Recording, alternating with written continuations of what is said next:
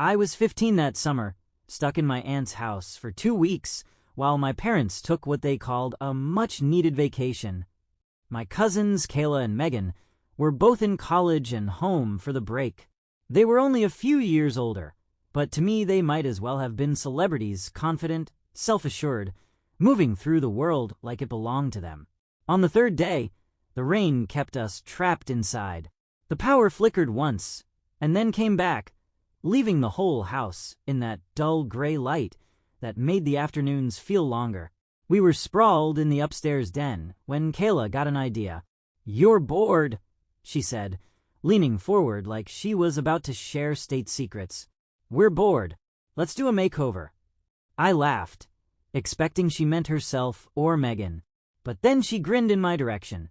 "On you." No," I said immediately, heat rushing to my face. "I'm not." "Oh, come on," Megan cut in. "It's just for fun. We used to do this to each other all the time. You'll survive." They were both looking at me like the decision had already been made. I tried to think of a solid reason to say no, but all I could come up with was the weak protest. "I'm a guy." Kayla smirked. "Yeah, and you've got a better jawline than half my friends. It'll be hilarious." The word hilarious should have been the end of it, but something in me stalled. Not quite agreement, not quite refusal. The idea sparked a nervous, curious flutter in my chest, the same feeling I used to get standing outside the women's clothing section in department stores, pretending I was just passing through. "You don't have to tell anyone," Megan said, softer now. "Just us. No pictures unless you want." That sealed it. I shrugged like it didn't matter, even though my pulse was picking up. "Fine. Whatever." Kayla clapped her hands. "Excellent. Upstairs. My closet." Their room smelled faintly of lavender lotion and something floral I couldn't place. Clothes were draped over a chair. A curling iron sat unplugged on the desk, and an open makeup bag spilled its contents across the bedspread. Kayla dove into her closet, while Megan pulled me over to sit on the edge of the bed.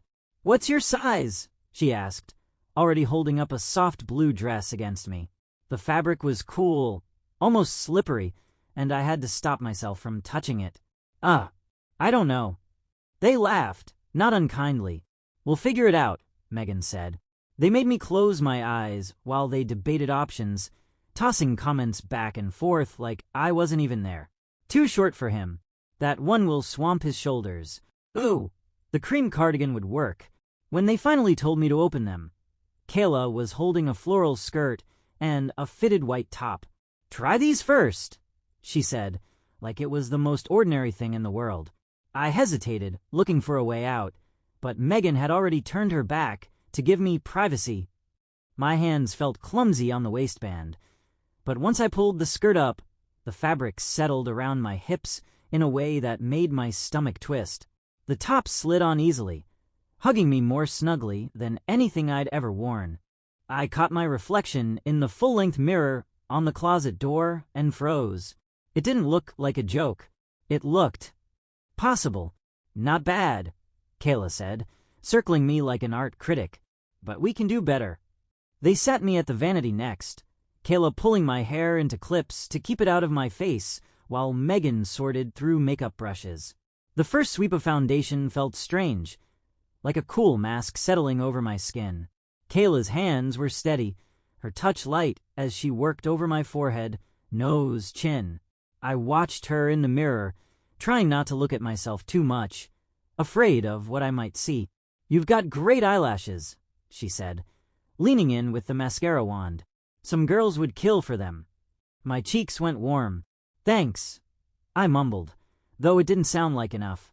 Megan took over with blush and a hint of contour. "Smile," she instructed, tapping color into my cheeks. I obeyed, and she grinned. "See? Way better already." When they did my lips, Kayla held my chin steady. "Don't press them together until I say," she warned. Her focus was so sharp, it made my chest tight. The gloss smelled faintly of vanilla. When they finally stepped back, I barely recognized the person in the mirror. My face was softer, eyes larger, mouth fuller. The skirt swished when I shifted, and the top curved where my shoulders met my neck in a way that made me straighten without thinking. I felt exposed, but not in the way I'd feared. It was like standing in a patch of sunlight after years of shade. "Wow," Megan said, hands on her hips. "You make a way better girl than boy." It was meant as a tease, but something in my stomach fluttered like it wanted to agree. I gave a half smile to hide it. "Guess I'm a natural."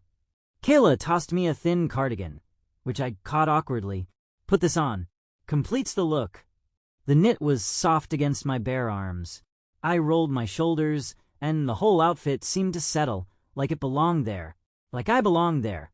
We spent the next hour with them, teaching me how to walk like the skirt was meant for me, and tilt my head just enough for the light to catch. I laughed along, pretending I was just playing along with their game, but every movement felt like unlocking a door I hadn't known existed. When Megan handed me a pair of flats from the back of her closet, I hesitated for half a second before slipping them on. The change in posture was subtle, but I felt it instantly. My steps lighter, quieter, more deliberate. "See," Kayla said, gesturing at me like I was a finished masterpiece. "She's adorable." "She," I echoed, but my voice was light, almost playful. "Obviously," Megan said. "You're not him right now." I didn't have a comeback for that, so I just smiled and let them fuss over me, adjusting a stray hair here, a necklace clasp there. When we finally wrapped up, I changed back into my jeans and hoodie, the fabric feeling heavier than before.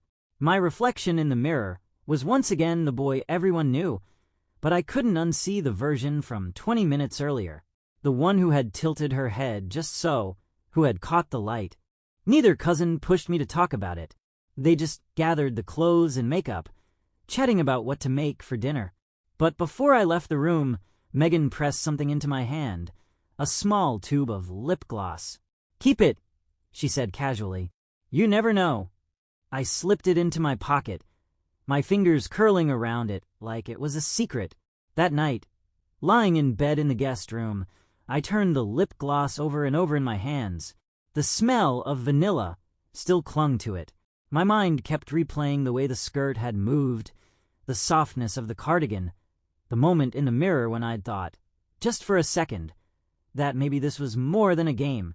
I didn't know what it meant yet, but I knew one thing for sure. It wouldn't be the last time. We know that being transgender can be a difficult journey, and we want to do our part to make it a little bit easier. If you found this video helpful, please consider subscribing to our channel. It would mean the world to us. This will help us continue to create content that is helpful and supportive for the community. Thank you again for watching, and we hope to see you next time.